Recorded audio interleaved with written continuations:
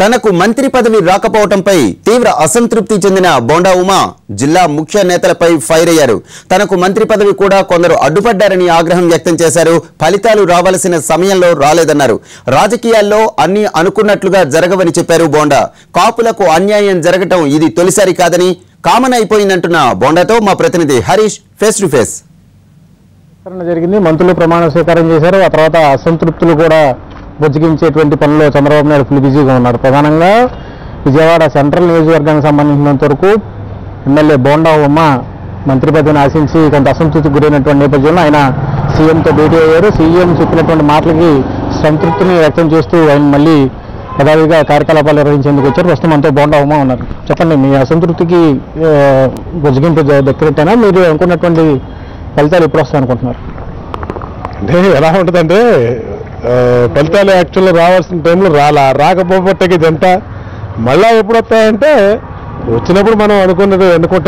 రాజకీయాల్లో పార్టీలు బ్యాలెన్స్లు సోషల్ జస్టిస్లు ఒక్కోసారి ఒక్కో రకంగా జరుగుతూ ఉంటాయి. ఏదేమైనా ఈసారి నాకు మాత్రం ఖచ్చితంగా అన్యాయం జరిగింది. దాన్ని ముఖ్యమంత్రి గారి దృష్టిలో పెట్టాం.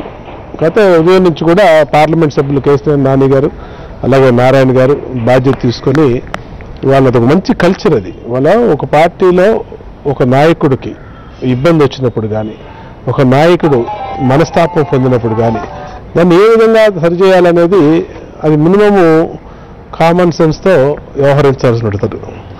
కొంతమంది ఉన్నారు అంటే వాళ్ళు ఏమనాలో కూడా తెలియనటువంటి పరిస్థితి. బాధ్యత కలిగినటువంటి పదవుల్లో ఉండి ఇంత జరుగుతూ ఉన్నా కనీసం వాళ్ళు రెస్పాండ్ కూడా కాలేదని అంటే వాళ్ళు ఎంతటి సన్నాసులో అర్థమవుతూ ఉంది. కాకపోతే ఇప్పుడు మాకేంటంటే ఏదైనా ముఖ్యమంత్రి గారి మాటలో ముఖ్యమంత్రి గారు చెప్పినటువంటి దాన్ని సంతృప్తినిచ్చింది. కాకపోతే రాజకీయాల్లో అన్నీ ఒక్కోసారి అనుకున్నట్టే జరగవు, ఒక్కోసారి జరుగుతాయి. ఇది మాకు అన్యాయం జరగటం అనేది మొదటిసారి కాదు, గతంలో కూడా జరిగింది. అది కామన్ అయిపోయింది. దాన్ని ఈసారి మాత్రం రెక్టిఫై చేస్తామని చాలా పర్ఫెక్ట్గా చెప్పారు. దాన్ని ఈ మాటలు బట్టి చూస్తే మీరు ఇంకా అసంతృప్తిగా ఉన్నట్టే ఇన్కన్వీనియన్స్గా ఉన్నట్టుగా ఫీల్ అవుతున్నారు. ఇప్పుడు కొంతమంది ఎవరు కూడా స్పందించలేదు, కొంతమంది సన్నాసులను కూడా వ్యాఖ్యానిస్తారు. ఎవరు వాళ్ళ గురించి మీరు చెప్పదలుచుకున్నారో వాళ్ళు ప్రస్తావించదలుచుకున్నారో లేదు? ఈ అవసరం అదంతా ఇప్పుడు ఎవరు ఏంటనేది పెద్ద మనం దాన్ని పెద్ద ఇచ్చేయాల్సిన అవసరం లేదు.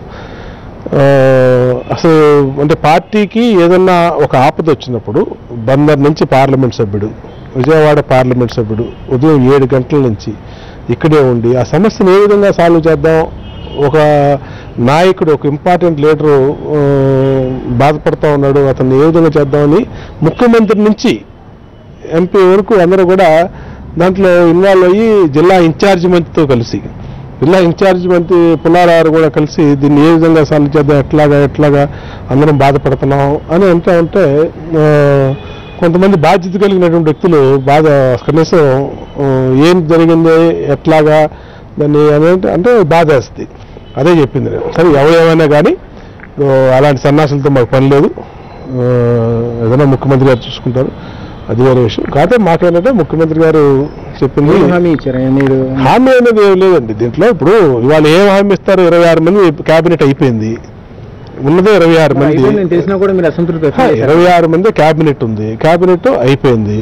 సరే మేము అసంతృప్తి వేసిన మాకు మాట ఇచ్చిన మాటని నిలబెట్టుకోలేదు కాబట్టి మాకు అసంతృప్తి వ్యక్తం చేసాం. కానీ దానికి ముఖ్యమంత్రి గారు సరే ఏ విధంగా చేద్దామని చెప్పి ఆలోచిస్తున్నారు, చూద్దామని చెప్పి అన్నారు. రోజులు పోతే తెలుస్తుంది ఖచ్చితంగా.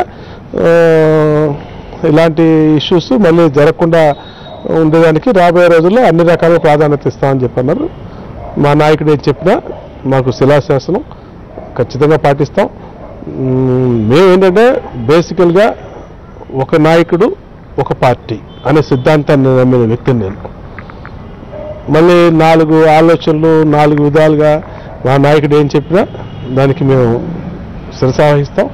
బాధ కలిగినప్పుడు మాత్రం బాధపడతాం తప్పితే మళ్ళీ ఏదైతే ఆ బాధని ఆయన అర్థం చేసుకున్నారో మళ్ళీ ఏ విధంగా దానికి రెక్టిఫై చేయాలని అనుకున్నారో అది కూడా సంతోషాన్ని ఇచ్చింది. మీరు కొంత ఉద్వేగానికి గురైనటువంటి పరిస్థితి, ఇప్పుడు కూడా అదే రకమైనటువంటి పరిస్థితి, కొన్ని వ్యాఖ్యలు కూడా చేశారు. కాపులకి అన్యాయం జరుగుతుంది, కాపులు గొంతు నొక్కేటువంటి ప్రయత్నం చేశారని చెప్పి అది మళ్ళీ రెక్టిఫై అయ్యేటువంటి పరిస్థితి ఉందా ఇప్పుడు? మీరు చెప్తున్న మాటలను బట్టి. అదే కదా నేను చెప్పేది, పొద్దున్న నుంచి చెప్పేదంతా అదే కదా. దాన్నే రెక్టిఫై చేద్దామని అన్నారు. ఇవాళ ఎక్స్పాన్షన్లో ఒక కాపు సామాజిక వర్గానికి కూడా ప్రాధాన్యత ఇవ్వాల. ఈ ఎక్స్పాన్షన్ 11 మంది మంత్రులు అయితే 11 మందిలో ఒక్కరు కూడా లేరు. అది అదే నేను చెప్పేదో మీరు చెప్పేదో నిజమో అబద్ధం అందరికీ తెలుసు, మీకు తెలుసు. దాన్ని ఆయన దృష్టికి తీసుకెళ్ళాం. కొన్ని బ్యాలెన్స్లు కుదరలేదు, ఏదేమైనా సరే ఎట్లా చేయాలో చేద్దాం అని చెప్పి అన్నారు. సరే ఏదైనా పార్టీలో, తెలుగుదేశం పార్టీలో ఒక ముఖ్యమంత్రి గారు ఆ విధంగా చెప్పినప్పుడు తప్పనిసరిగా రాబోయే రోజులు మంచి జరుగుతుంది ఆశిస్తాం. మొత్తం ఒకే పార్టీ ఒకే నాయకుడిని నేను నమ్ముకున్నాను కాబట్టి తమ పార్టీ అధిష్టానం చెప్పినటువంటి నిర్ణయానికి కట్టుబడి ఉన్నాను. ఇందులో భాగంగానే చంద్రబాబు నాయుడు భవిష్యత్తులో తమకు న్యాయం చేస్తారు, అదేవిధంగా తమ సామాజిక వర్గానికి కూడా న్యాయం జరుగుతుందని చెప్పి కూడా ఆశిస్తున్నట్లుగా బోండా ఉమా చెప్తున్నారు. కెమెరా పర్సన్ లింగారెడ్డితో హరీష్ ఎన్టీవీ, విజయవాడ.